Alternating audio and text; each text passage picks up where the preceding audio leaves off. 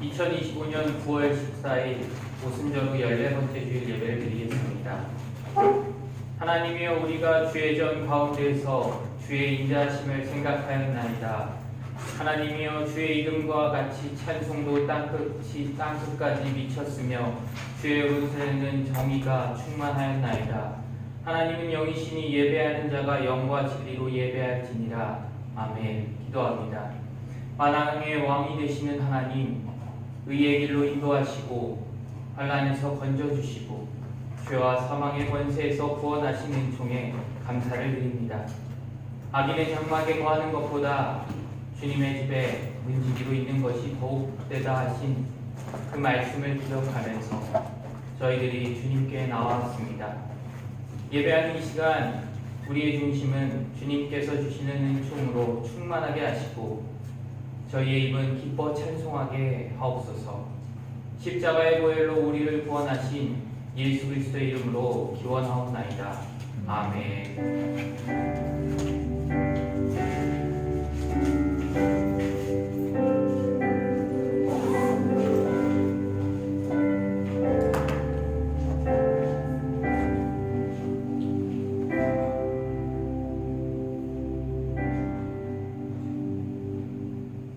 비준비하시니 찬양하시겠습니다.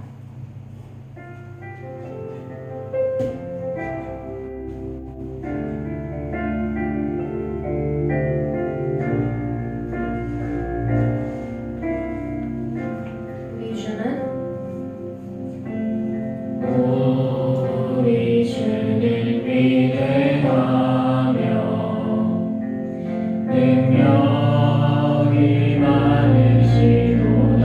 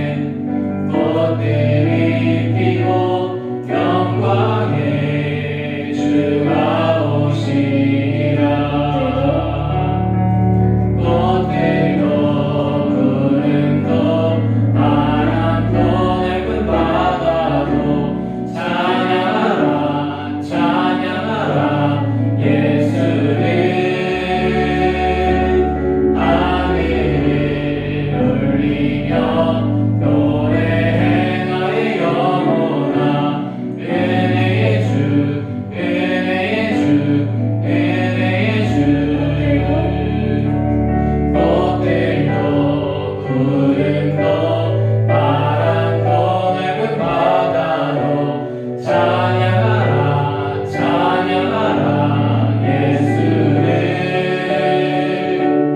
하늘이 울리며 노래해 나의 영혼아 은혜의 주 은혜의 주 은혜의 주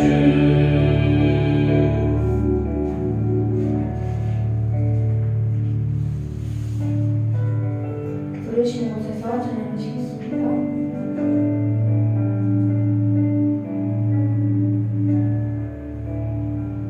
따스한 성령님, 따스한 성령님 마음으로 보내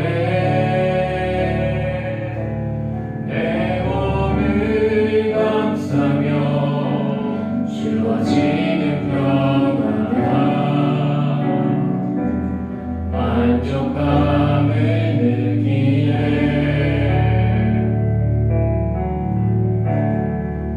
부르신 곳에서 나는 예배하네 어떤 상황에도 나는 예배하네 부르신 곳에서 나는 예배하네 어떤 상황에도 나는 예배하네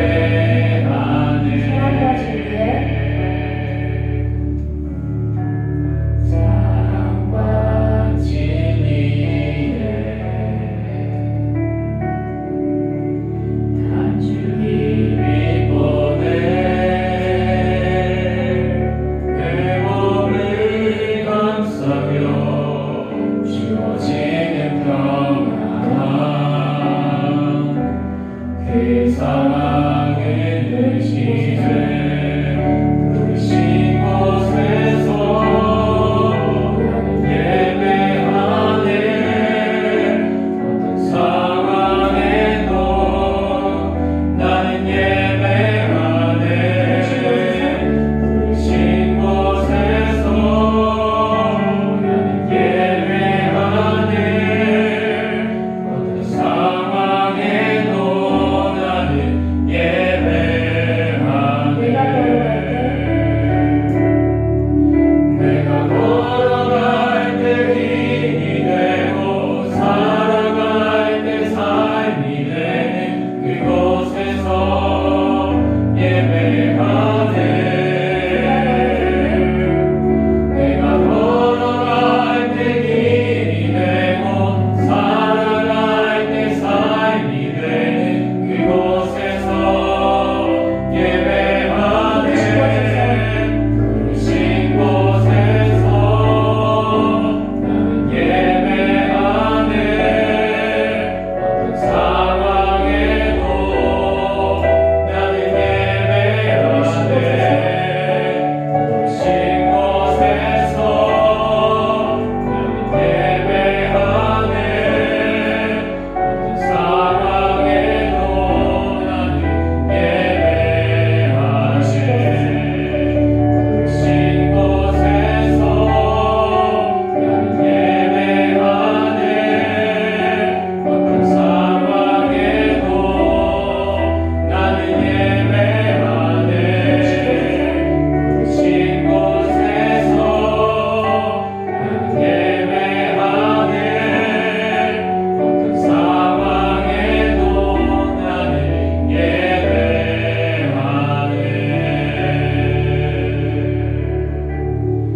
예배를 위해 유한 학생 대표로 기도해 주시겠습니다. 기도하시겠습니다. 우리를 사랑하시는 하나님 아버지, 지난 한 주간도 저희와 함께해 주시고 지켜주신 것 감사드립니다. 주님, 이제 예배를 드리려고 합니다.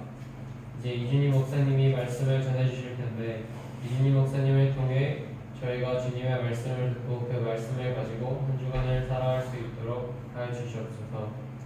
주님, 이곳에 몸과 마음이 아프고 힘드신 분이 있다면 치유의 손길로 주님이 치유하여 주시옵소서. 그리고 주님, 저희가 세상을 살아가며 주님의 뜻을 따르지 못할 때가 있습니다. 그것을 회개하며 나아갑니다. 주님, 용서하여 주시옵소서. 그리고 세상에 너무 많은 유혹과 고난들이 있습니다. 저희가 그것들을 이겨낼 수 있는 굳건하고 강인한 마음 주셔서 저희가 잘 이겨낼 수 있도록 도와주시옵소서. 그리고 저희가 항상 주님만 의지하고 주님의 뜻만 따라갈 수 있도록 도와주세요. 이번 한 주간도 주님이 함께해 주시고 주실 것을 믿으며 이 모든 말씀 예수님의 이름으로 기도드립니다. 아멘.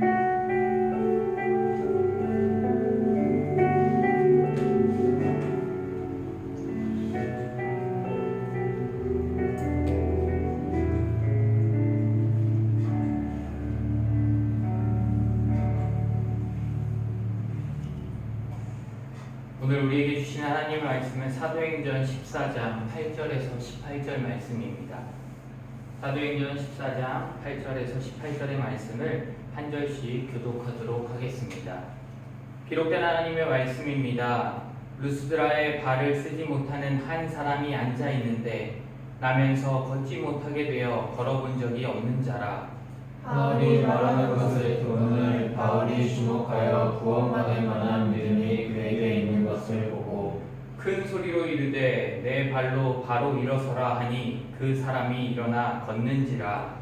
우리가 바울이 한 일을 보고 루가오냐 방언으로 소리질러 이르되 신들이 사람의 형상으로 우리 가운데 내려오셨다 하여 바나바는 제우스라 하고 바울은 그 중에 말하는 자이므로 헤르메스라 하더라. 실내 제우스 신당의 제사장이 수와 환한들을 가지고 대만 앞에 와서 우리와 함께 제사하고자 하니 두 사도 바나바와 바울이 듣고 옷을 찢고 무리 가운데 뛰어들어가서 소리질러 이르되 여러분이여 어찌하여 이런 일을 하느냐 우리도 여러분과 같은 성령을 가진 사람이라 여러분에게 복음을 전하는 것은 이런 헛된 일을 올리고 천지와 바다와 그 가운데 만물을 지으시고 살아계신 하나님께로 돌아오게 하나. 하나님이 지나간 세대에는 모든 민족으로 자기들의 길들을 가게 방임하셨으나 그러나 자기를 증언하지 아니하신 것이 아니니 곧 여러분에게 하늘로부터 우리를 내리시며 별시기를 주시는 선한 일을 하사 음식과 기쁨으로 여러분의 마음에 만족하게 하셨느니라 하고 함께 읽겠습니다. 이렇게 말하여 더욱 우리를 말려 자기들에게 제사를 못하게 하리라. 아멘. 기도합니다. 사랑의 하나님 아버지 감사합니다. 거룩한 주일 주님 전화 예배하게 하시고 주님께 영광 돌리게 하심을 감사드립니다. 이 시간 주님의 말씀을 듣습니다. 부족한 자는 가려 주시고 온전히 주님만 드러나는 시간 되어지게 하나님 인도하여 주시옵소서. 우리가 듣는 이 말씀을 통하여 주님께서 하시는 그 말씀을 깨달아 우리의 삶 가운데 순종하며 나아가는 우리들의 삶이 되게 하여 주시옵소서. 모든 것 주님께 맡겨드리며 우리를 구원하신 예수 그리스도의 이름으로 간절히 기도합니다. 아멘. 네, 계속해서 사도행전을 보고 있습니다. 우리는 일상에서 작은 기적들을 경험할 때가 있습니다. 병이 낫거나 예상치 못한 일이 열리거나 답답한 문제가 해결될 때 하나님께서 하셨습니다 라는 고백을 합니다. 그런데 종종 하나님이 아닌 다른 곳으로 영광을 돌리기도 하는 모습을 봅니다. 오늘 말씀은 이고니온을 떠난 바울과 바나바가 루스드라에서 복음을 전할 때의 말씀입니다. 8절에 루스드라에 발을 쓰지 못하는 한 사람이 앉아 있는데 나면서 걷지 못하게 되어 걸어본 적이 없는 자라 라고 말씀합니다. 루스드라 어디였는지 기억나시나요? 이고니온에서 루스드라 어디로 내려왔죠? 남쪽으로 내려왔습니다. 지도를 한번 볼까요? 1차 전도여행의 지도입니다. 지금 보면 비시디아 안디옥에서 이고니온으로 이동했고 이고니온에서 어디로요? 루스드라로 왔습니다. 지금 오늘 말씀은 루스드라에서 일어났던 말씀입니다. 루스드라에서 이제 직접적으로 본격적으로 복음을 전하는 가운데 나타난 일들입니다. 바울과 바나바는 루스드라에서 복음을 전하다가 발을 쓰지 못하는 사람을 만납니다. 나면서 걷지 못하게 되어 걸어본 적이 없는 사람이라고 합니다. 이런 사람을 이사야서 35장 6절에는 전능자라고도 이제 번역되어 있습니다. 베드로와 요한도 예루살렘 성전 미문에 앉아 구걸하던 라면서부터 걷지 못한 사람을 고친 적이 있던 거 기억나세요? 네. 그 사람도 나면서부터 걷지 못했다라고 했습니다. 바울과 바나바도 루스드라에서 나면서 걷지 못한 사람을 만나게 된 것입니다. 이사야의 예언 중에 메시아가 오시면 저는 자와 맹인과 못 듣는 사람이 고침을 받을 것이라는 예언의 말씀이 있습니다. 이것은 메시아, 즉 예수님께서 하실 것에 대한 이사야의 예언입니다. 이사야 35장 5절에서 10절 말씀 한번 같이 볼까요? 긴데요. 같이 한번 보겠습니다. 같이 한번 한 목소리로 읽어보겠습니다. 시작! 그때 맹인의 눈이 밝을 것이며 못 듣는 사람의 귀가 열릴 것이며 그때 저는 자는 사슴같이 뛸 것이며 말 못하는 자의 눈은 노래하리니 이는 광야에서 물이 솟겠고 사막에서 시내가 흐를 것임이라. 뜨거운 사막이 변하여 못이 될 것이며 메마른 땅이 변하여 원천이 될 것이며 승냥이에 눕던 곳에 풀과 갈대와 푸들이 날 것이며 거기에 대로가 있어 그 길을 거룩한 길이라 일컬는 바 되리니 깨끗하지 못한 자는 지나가지 못하겠고 오직 구속함을 입은 자들을 위하여 있게 될 것이라. 우매한 맹인은 그 길로 다니지 못할 것이며 거기에는 사자가 없고 사나운 짐승이 그리로 올라가지 아니하므로 그것을 만나지 못하겠고 오직 구속함을 받은 자만 그리로 행할 것이며 여호와의 속량함을 받은 자들이 돌아오되 노래하며 시온에 이르러 그들의 머리 위에 영영한 희락을 띠고 기쁨과 즐거움을 얻으리니 슬픔과 탄식이 사라지리로다. 아멘. 이사야가 예수님이 오시기도 전에 구약시대에 예언했던 말씀입니다. 메시아가 오시면 이럴 것이다 라는 예언입니다. 예수님이 오시고 나서 여기에 말씀대로 이루어졌을까요? 네, 이루어졌습니다. 수많은 병자들을 고쳤어요. 특히 맹인을 고치는 일은, 그러한 역사는 구약에서는 한 번도 기록된 적이 없습니다. 예수님께서는 많은 맹인들을 고쳐주셨습니다. 마태복음 9장 27절, 12장 22절, 15장 30절, 21장 14절, 마가복음에서 8장 22절, 10장 46절, 요한복음에서 9장 1절. 수많은 맹인들을 고치게 됩니다. 이사야에서 예언된 것처럼 맹인을 고치는 일은 바로 메시아의 사역입니다. 바로 예수님이 오셔야지만 그 일들이 이루어지는 것들이라는 것입니다. 예수님께서 부활하시고 승천하신 이후에 성령님께서 제자들에게 임하심으로 성령 충만함을 받은 제자들을 통해 어떤 일들이 일어났죠? 병 고치는 일들이 일어나게 됩니다. 즉 예수님이 오심으로 인해서부터 그러한 일들이 더욱더 많이 이 이사야의 예언처럼 일어나게 되었고, 거기에서 구원받은 사람들은 어떻게 돼요? 이사야의 말씀처럼 영원한 생명을 얻게 되고 영원한 기쁨과 평안을 누리게 되는 삶으로 나아가게 됩니다. 이미 구약에서부터 예수님이 오실 것을 준비하셨고 예언하셨고 그것들을 이루신 하나님이시라는 겁니다. 9절에 바울이 말하는 것을 듣거늘 바울이 주목하여 구원받을 만한 믿음이 그에게 있는 것을 보고라고 말씀합니다. 바울이 그 루스드라에서 어느 한 곳에 서서 복음을 전합니다. 바울이 말할 때 나면서 걷지 못한 사람이 그것을 듣는 것을 바울이 보게 됩니다. 이 사람이 낙고자에서 바울의 말을 들은 것이었을까요? 그 사람이 바울의 말을 듣기 위해서 그곳에 온 것이었을까요? 아니었겠죠. 그는 혼자 걸을 수 있나요? 없습니다. 그러니 그곳에 앉아 있었을 뿐입니다. 근데 바울은 그곳에서 복음을 선포하게 되었던 것입니다. 그 복음을 선포하는 과정 가운데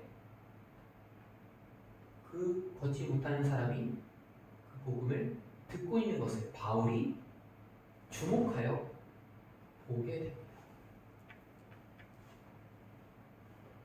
이런 태도는 바울이 주목하여 바울의 이 듣는 것을 확인할 수 있을 정도라는 건 그 사람이 그냥 고개 숙이고 이렇게 듣고 있었다면 듣는 것이라고 확신할 수 있었을까요? 어떻게 보면 그 말을 듣고 뭔가에 반응했을 것 같아요. 그리고 바울을 이 얘기하는 그곳을 향해 바울을 보면서 그것을 들었을 것입니다.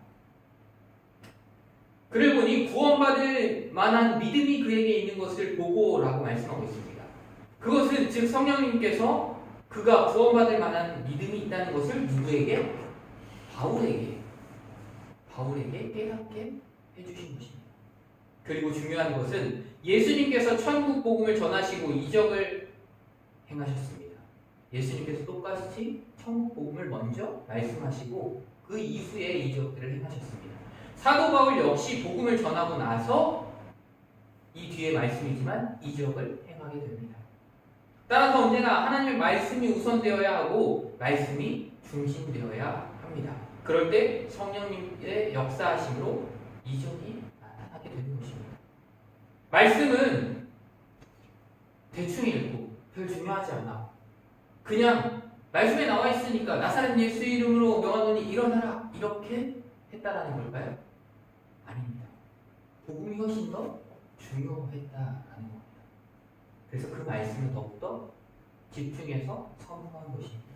그래서 바울이 말하는 것, 즉 복음을 들었다는 말씀이 먼저 기록되어지고 그리고 바울은 남에서 걷지 못한 사람이 말씀에 집중함을 보고 구원받을 만한 믿음이 그에게 있는 것을 보고라고 한 것은 이 말씀이 이 사람은 영생의 복음을 받을 뿐만 아니라 그의 육신까지도 하나님께서 낫게 해주실 것을 깨닫게 된 거예요. 즉 누가 깨닫게 해주신 거예요? 성령님께서 깨달아 알게 해주신 것이라는 겁니다. 10절에 큰 소리로 이르되 내 발로 바로 일어서라 하니 그 사람이 일어나 걷는지라 라고 말씀합니다. 바울은 성령님께서 낫게 해주실 줄로 확신하고 큰 소리로 말합니다. 만약에 이 사람이 진짜 나을까?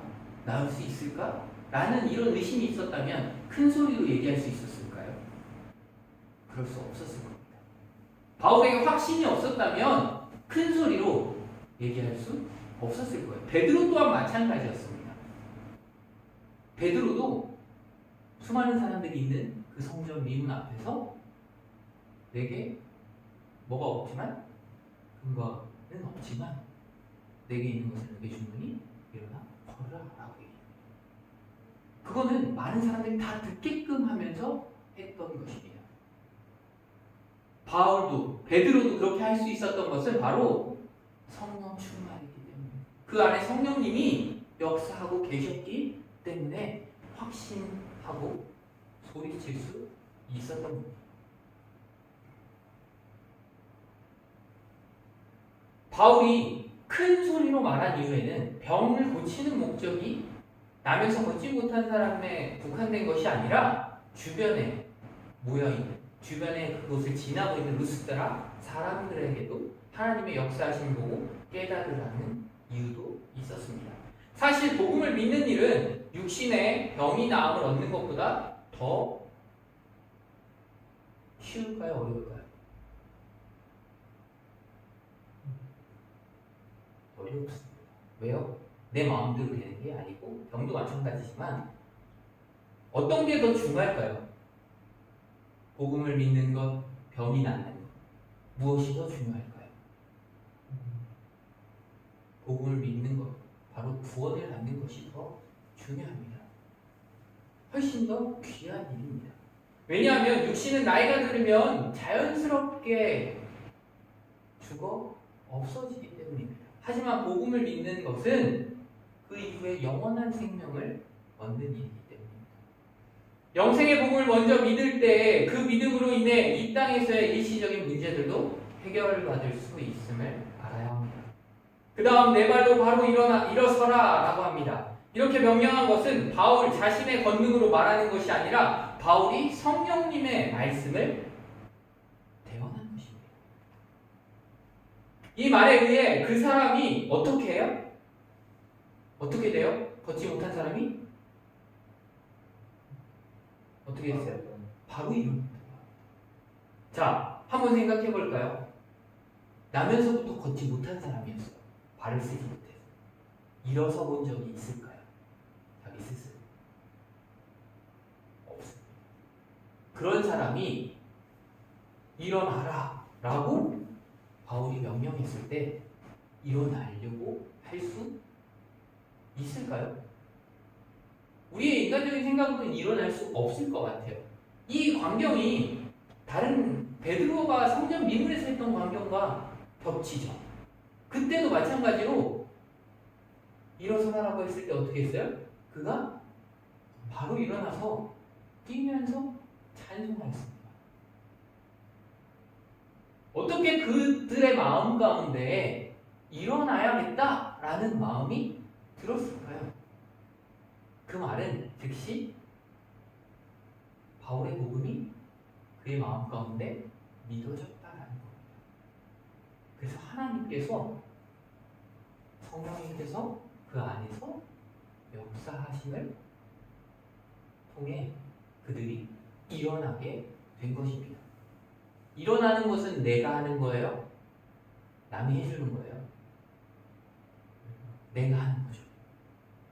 왜냐면 일어나야 되는 그 노력을 하는 건 내가 해야 되는 거예요.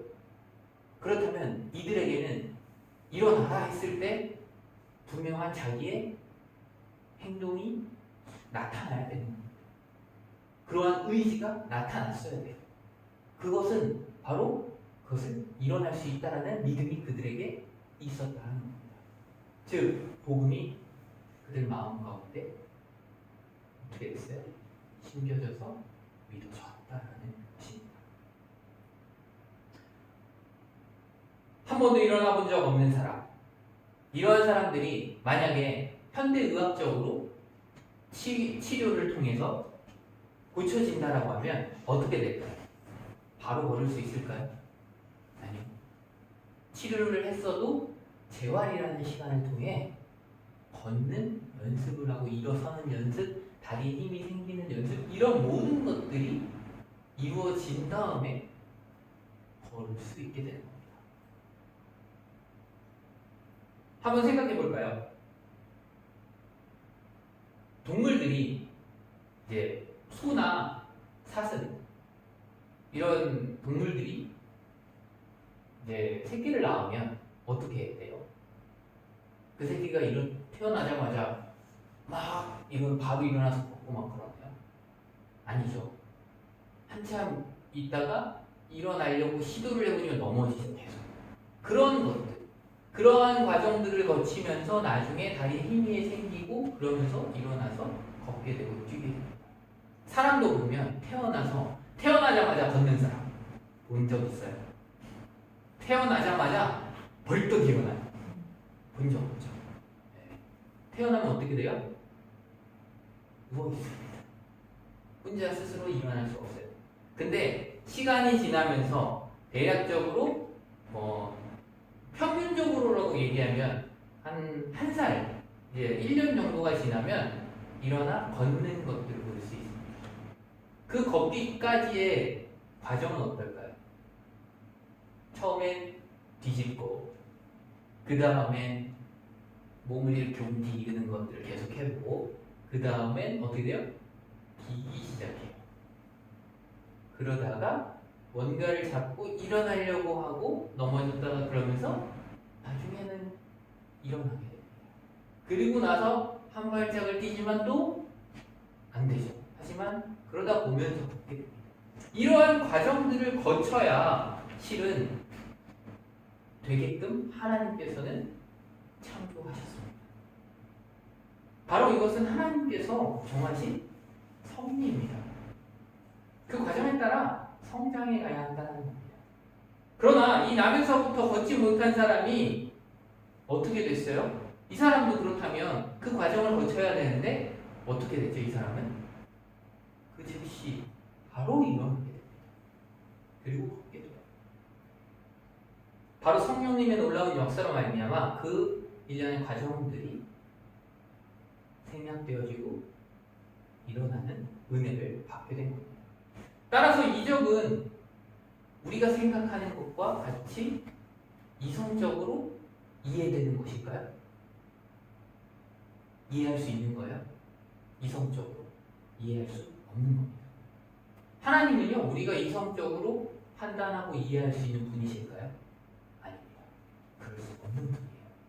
무엇이든지 하실 수 있는 분입니다.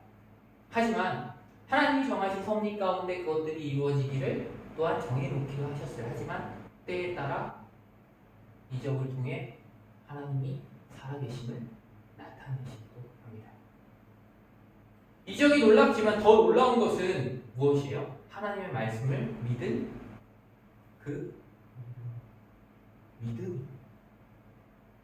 다시 말해 모든 것이 하나님의 은혜였고 성령님께서 일하셨기 때문에 그 걷지 못했던 사람도 믿고 일어날 수 있게 됩니다.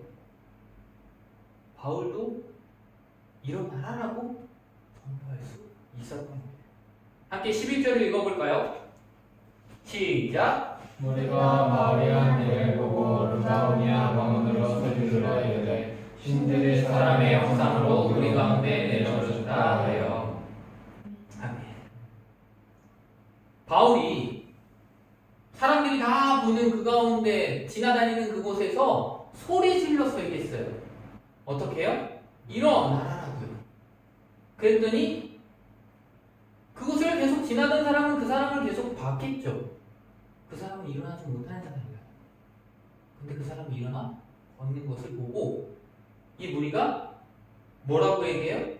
루가오니아 방언으로 소리질러 말하는데 뭐라고요? 신들이 사람의 형상으로 우리 가운데 내려오셨다 라고 얘기해요. 바나바와 바울을 보고 신들이라는 말을 합니다. 신이 왔다라고 얘기해요. 사람의 형상으로. 이렇게 쉽게 말할 수 있었던 이유가 무엇이었을까요? 그 지역이 어떤 문화권이었어요? 네, 맞아요. 그리스, 헬라 문화권이었어요. 그리스의 헬라에 어떤 것이 많다고 그랬죠? 신화들이 많죠. 그래서 그들이 쉽게 접할 수 있었고 이미 그 우상들, 그 신들을 섬기고 있었던 겁니다. 그들에게는 전혀 낯설지가 않았어요. 그러니까 그런 기적이 일어난 거, 이적이 나타난 걸 보고서는 신이라고 생각했던 거예요.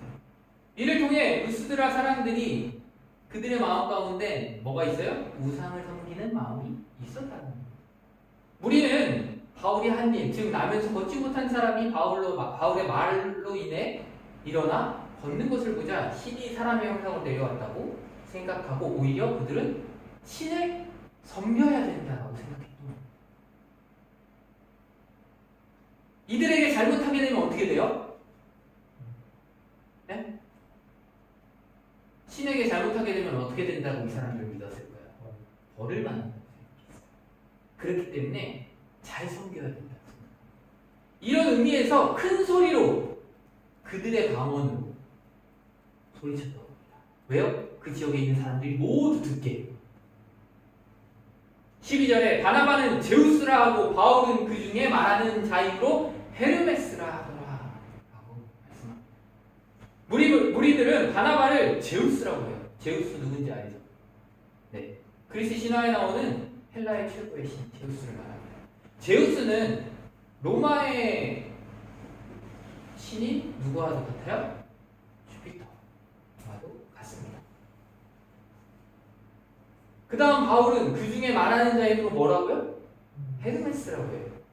그리스의 신으로 웅변의 신인 머큐리를 말하고요. 신들의 대변자이고 신탁, 신이 사람에게 매개자로 하여 그의 뜻을 나타내는 일, 바로 즉 전달자이며 언어의 발명자고 웅변의 신으로 숭배됐던 헤르메스를 바울로 이야기합니다. 특히 헤르메스는요 제우스 신의 대변자로 이야기됩니다. 그러니 복음 사역에서 말을 한 사람, 주로 말을 했던 사람이 누구로 볼 수 있어요? 루스드라에서 복음을 전한 사람, 주로 말하는 사람이 누구예요? 바울인 것을 우리가 여기서 알 수 있습니다. 지금도 바울이 이야기한 것을 사람들이 보는 거잖아요. 그래서 바나바가 제우스이고 바울이 헤르메스라고 이야기하는 것이죠. 13절에 시외 제우스 신당의 제사장이 소와 화환들을 가지고 대문 앞에 와서 무리와 함께 제사하고자 하니 라고 말씀합니다. 소문은 순식간에 그 지역에 퍼집니다. 시외라고 여기 번역되어 있지만 그 전에 뭐라고 해요? 성 밖이라고 번역되었어요. 루스드라 성 밖에 제우스 신당의 제사장이 뭘 가져와요? 소와 화환을 가져와요. 소가 뭐 할 때 왜 가져왔어요? 소를? 맞아요. 제사신이에요. 왜요? 신들이 자기들 앞에 왔으니까 그 앞에 가서 제사를 지내려고 가지고 온 겁니다. 누구와 함께 와요? 그곳에 사는 루스드라에 사는 사람들, 무리들과 함께 제사하고자 했던 겁니다. 바울과 바나바가 있는 곳 대문 앞으로 왔습니다. 이고니온에서는 유대인들이 사람들을 선동해서 어떻게 했어요? 바울과 바나바를 돌로 쳐서 죽이려고 했죠. 그래서 바울과 바나바가 어떻게 했어요? 그때 도망쳐 나옵니다. 근데 루스드라에서는 오히려 지금 어떤 상황이 됐어요? 신으로 추앙하기 시작했어요. 오히려 사람들이 저 사람들은 신의 모습으로, 신이 사람의 형상으로 온 거야 라고 높이기 시작합니다. 근데 돌로 쳐 죽임을 당하는 것은 당하는 사람의 신적, 육적 고통일 뿐이지만 신으로 높임을 받는 어떻게 될까요? 바울과 바나바는 신으로 만약에 자기들이 높임을 받는다고 생각했으면 하면 그게 어떤 결과가 나올 거라고 생각했을까요? 하나님께 큰 죄악을 범하는 거라고 생각했습니다. 성경에도 이미 그러한 것들이 기록되어져 있습니다. 누가복음 16장 15절 한번 말씀 볼까요? 같이 읽어볼까요? 시작! 사람 중에 높임을 받는 그것은 하나님 앞에 미움을 받는 것이라. 뭐라고요? 사람 중에 높임을 받는 것은 하나님 앞에 미움을 받는 거예요. 그리고 사도행전 12장 23절도 한번 볼까요? 같이 읽어보겠습니다. 시작! 헤롯이 영광을 하나님께 돌리지 아니하므로 주의 사자가 곧 친히 벌레에게 먹혀 죽으니라. 네. 헤롯이 하나님께 영광 돌리지 않고 자기의 하나님의 영광을 가르칩니다. 그러니 어떻게 됐어요? 벌레에게 먹혀 죽어요. 이러한 것들은 사도 바울이 알고 있었어요. 그러니 자신들이 신이라고 자신들에게 제사하고자 했던 그 사람들에게 만약에 제사를 받는다면 어떻게 되는 거예요? 하나님의 영광을 가로채는 게 되는 겁니다. 사람들에게 칭송받는 일이 무조건 나쁜 것은 아니에요. 사람들이 잘했어요 막 이렇게 얘기하고 칭찬을 해줄 수 있습니다. 그게 무조건 나쁜 것일까요? 아닙니다. 하지만 이것을 나의 영광으로 생각하면 하나님 앞에 죄를 짓는다는 것이에요. 내가 한 것이 아니라 하나님께서 하셨습니다 라고 해야 한다는 거예요. 나 된 것은 누구의? 하나님의 은혜입니다. 내가 잘나서 내가 똑똑해서가 아니라 하나님의 은혜라는 겁니다. 모든 영광은 하나님께 돌려야 합니다. 제우스를 신으로 모시는 제사장이 제물로 쓸 소와 화환들을 가지고 대문 앞에 와서 무리와 함께 제사를 하고자 합니다. 다시 말해 바울과 바나바를 제우스와 헤르메스라고 생각하고 제사장이 무리들을 이끌고 바나바와 바울이 있는 곳으로 와서 제사를 드리려고 했던 것입니다. 14절의 말씀 같이 읽어볼까요? 시작. 바나바와 바울이 듣고 옷을 찢고 무리 가운데 뛰어 들어가서 소리 질러. 어떻게 했다고요? 그 모습을 보고서 바나바와 바울이 옷을 찢어요. 옷을 찢는다는 건 어떤 의미였을까요? 그것은 심히 놀랐다는 것이고 절대로 용납할 수 없다는 표시입니다. 그 다음 무리 가운데로 뛰어 들어가서 어떻게 해요? 소리 질러. 사람을 심격화하는 것, 그것이 얼마나 큰 죄악임을 아는 바나바와 바울은 무리 가운데로 뛰어 들어가 그들의 행동을 막으려고 큰 소리로 말합니다. 우리가 불신자들에게 전도를 하면 그 사람들이 복음을 알게 되고 그것을 믿게 되고 또한 나를 전도해 준 사람에게 고마워서 섬기는 모습들, 그런 마음들이 생기는 경우들이 있습니다. 이럴 때 그것이 나쁜 것은 아닌데 조심해야 하는 부분들이 있습니다. 어떻게 보면 나를 통해서 예수님을 내가 하나님께서 예수님께서 나에게 명령하신 것을 내가 잘 행했더니 그 믿지 않는 사람이 복음을 듣고 믿게 되었다라는 것은 어떻게 보면 감사한 일이죠. 하지만 자신을 의지하고 섬긴다고 하여서 그 섬김을 받으려고 오히려 그것을 즐기려 한다면 하나님의 영광을 가르치는 것은 것이라는 것을 알아야 합니다. 그렇기 때문에 그러한 부분들을 오히려 전하는 자는 조심해야 할 필요가 있습니다. 오직 영광은 누구에게만 돌려야 돼요? 하나님에게. 너 나 때문에 예수 믿었어. 이렇게 말하면 돼요, 안 돼요? 안 된다는 거예요. 누구 때문에 믿은 거예요? 하나님이 믿게 하신 거예요. 나 때문에 믿은 게 아니에요. 나도 하나님이 믿게 하신 거예요. 그러니까 나의 영광은 나의 무엇으로 인해 된 것이 아니라는 것입니다.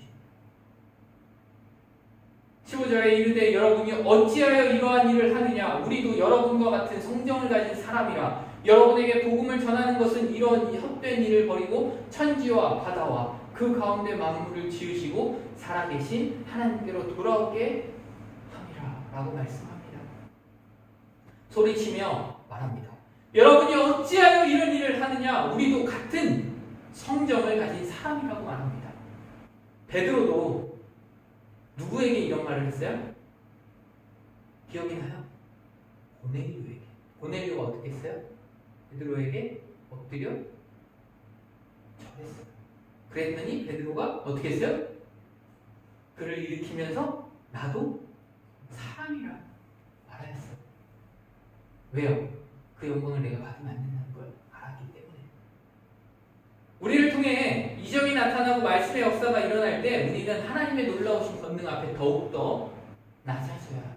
겸손해져야 해요. 왜냐하면 나타나는 일들이 내가 한 것이 아니라 하나님께서 하신 것이기 때문입니다. 성정이라는 것, 여기서 바울이 성정이라고 얘기해요. 성정이 뭐냐면 사람이 본래 가지고 있는 성질과 마음입니다. 그러니 우리는 또 너와 똑같은 그런 사람이야. 나도 똑같이 그런 마음을 갖고 있어. 본래 가지고 있었던. 그 말은 뭐예요? 나도 누구를 미워하고 누구를 싫어할 수도 있고 이런 마음과 너랑 같이 갖고 있다는 거야. 그러니 우리도 너희와 똑같은 사람이라고 말하고 있는 것입니다. 그리고 너희에게 복음을 전하는 것, 즉 왜 복음을 전하는지에 대한 그 이유, 곧 목적을 설명합니다.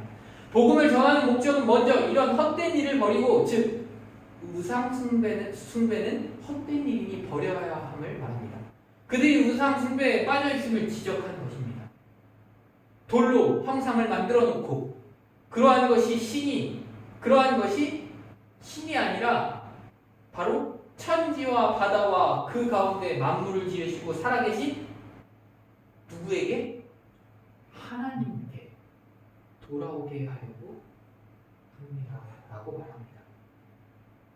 여기서 가장 강조되어야 하는 말이 무엇일까요? 강조되어야 하는 말씀이 무엇일까요? 하나님께 돌아오는 것이 중요하죠. 근데 그 앞에 어떤 하나님? 살아계신 하나님. 살아계신 하나님. 이것이 의미하는 것은 뭐냐면 너희들이 신으로 숭배하는 것들은 다 죽은 것이다 라는 거예요. 따라서 살아계신 이 말은 헛된 일, 지금 그들이 죽은 것에 죽은 것 앞에 숭배하고 절하고 제사하는 것, 그것과 정반대되는 의미입니다. 만물, 우주에 존재하는 모든 것, 전부, 전체, 근원이라는 뜻입니다. 따라서 너희에게 복음을 전하는 목적은 온 우주 만물들을 지으셨고 모든 존재와 생명의 근원 되시는 지금도 살아계신 하나님을 믿게 하려고 함이라는 말씀입니다. 다시 말하면 하나님이 살아계시다라는 증거로서 이 창조된 만물들을 보라는 것입니다. 16절, 17절 말씀을 같이 한번 읽어볼까요?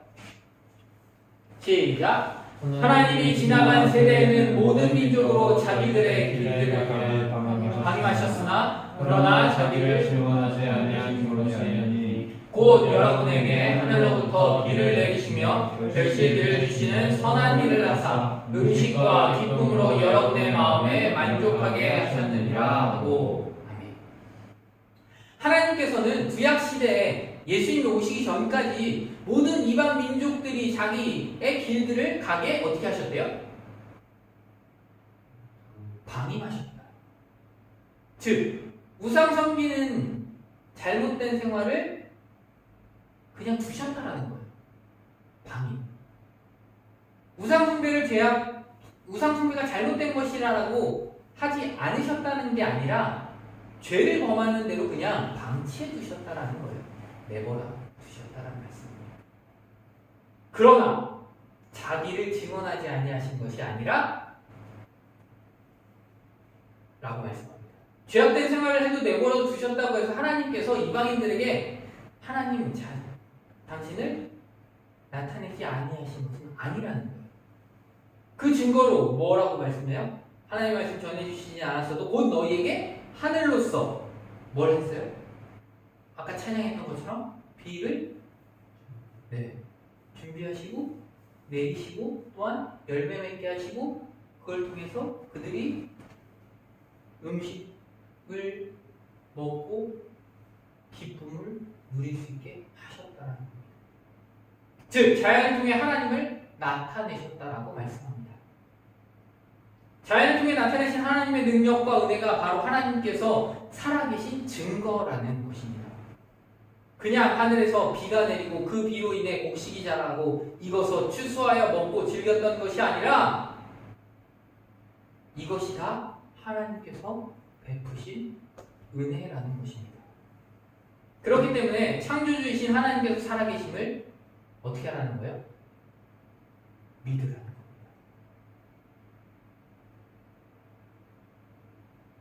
지금 너희가 누리고 있는 모든 것들, 그 모든 것들이 누구로부터 온 거라는 거예요? 하나님으로부터 온 거예요. 아까 우리가 찬양했듯이 비를 준비하시는 하나님, 때에 맞게 비를 내리시는 하나님. 왜 말씀에 비에 대한 이야기가 나올까요? 그 당시에는 비가 오지 않으면 어떻게 해요? 아무것도 거둘 수가 없었습니다.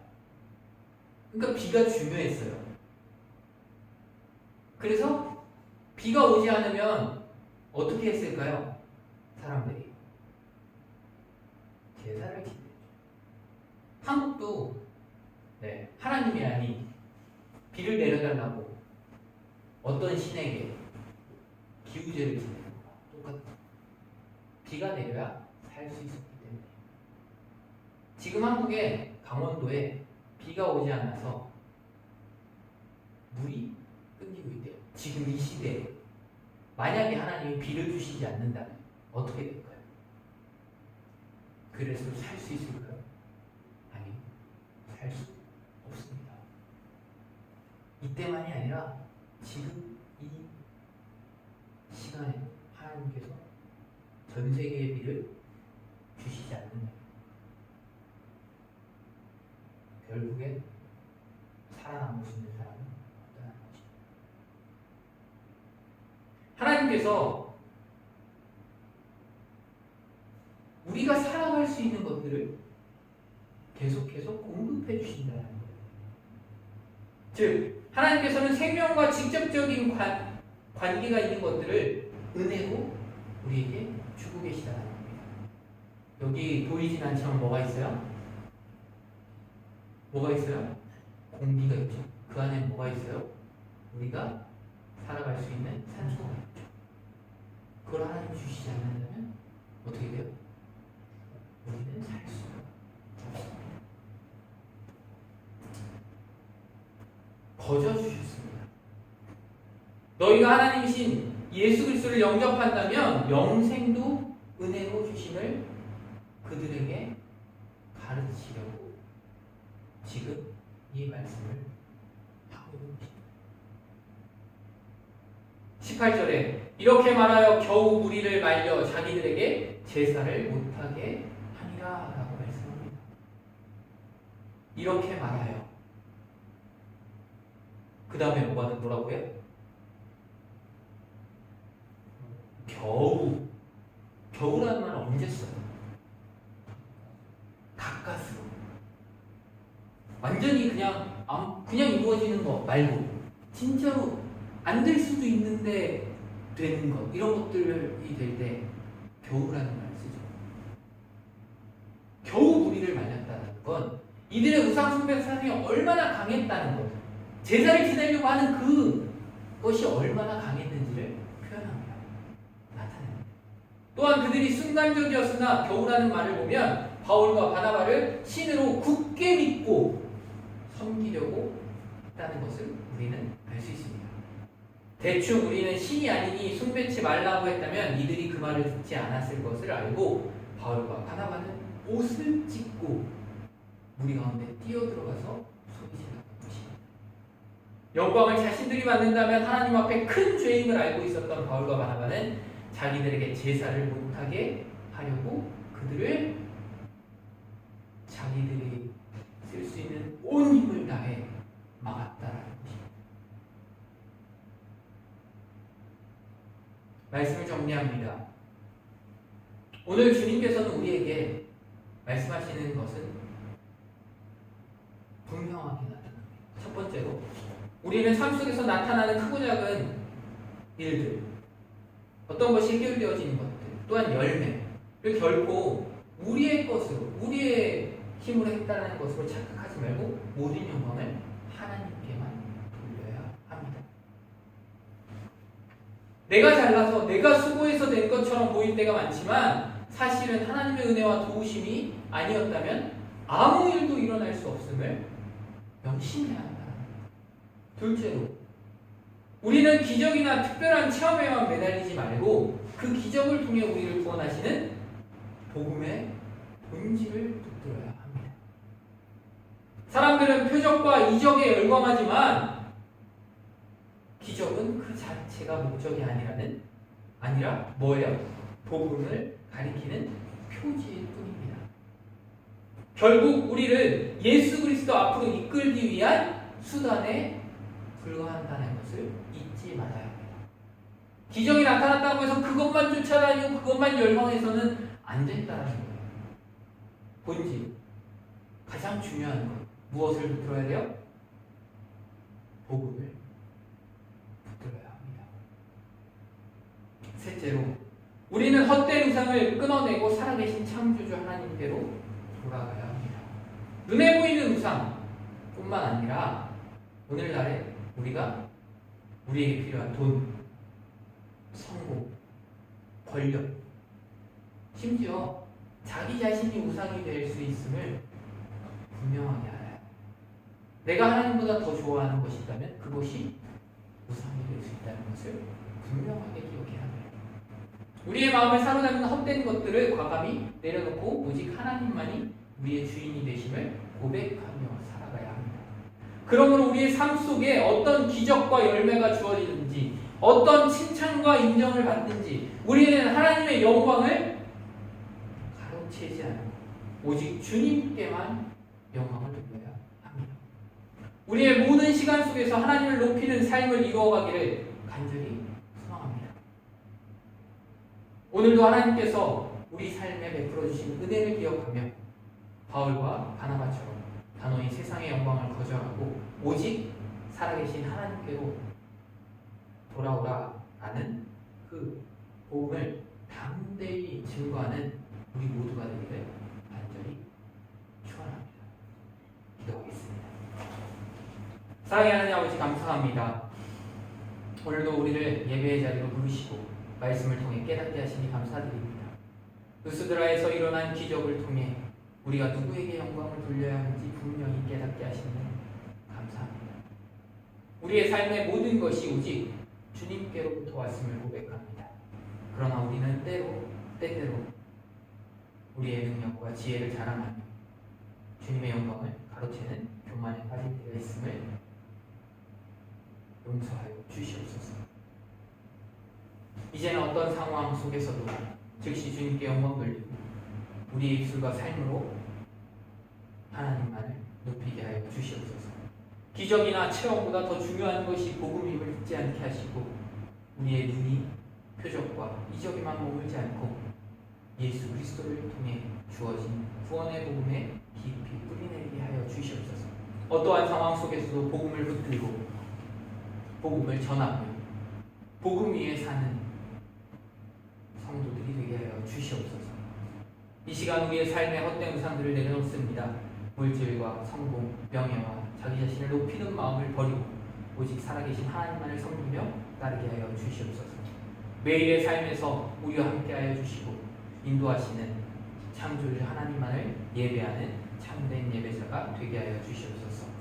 오늘 예배를 드린 모든 성도님들의 가정, 일터와 자녀와 삶의 자리에서 하나님의 은혜와 평안이 가득하게 하여 주시고 모든 상황 가운데 복음의 증인으로 살아가게 하여 주시옵소서. 모든 것 주님께 맡겨드리며 우리를 구원하신 예수 그리스도의 이름으로 간절히 기도합니다. 아멘. 이 시간 찬송가 301장 찬양하겠습니다.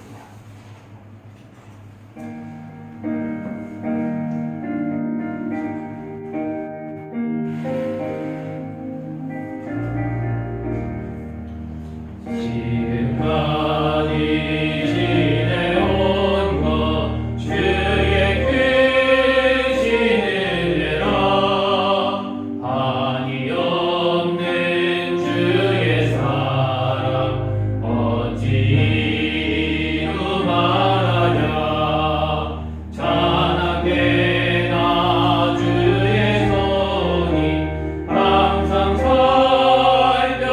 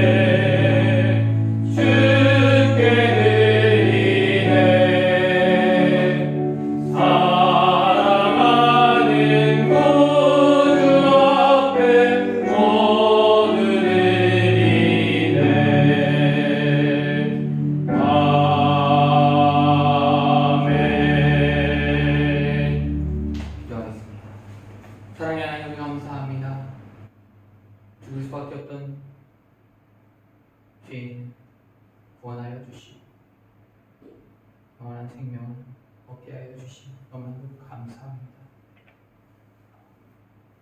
이 부족하고 연약한 자를 통하여 주님의 뜻을 따라 살아갈 수 있게 하여 주신 또한 감사드립니다. 우리의 삶 가운데 온전히 주님께만 영광 돌리며 주님께서 말씀하신 그 말씀에 순종하여 주님을 전하고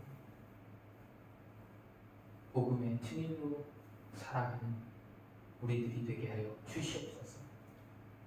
우리가 있는 어느 곳에 서든지 온전히 그리스도를 드러내며 그리스도의 사랑을 전하며 나아가는 삶이 되게 하여 주시옵소서. 이 시간 주님께 귀한 예물을 올려드립니다.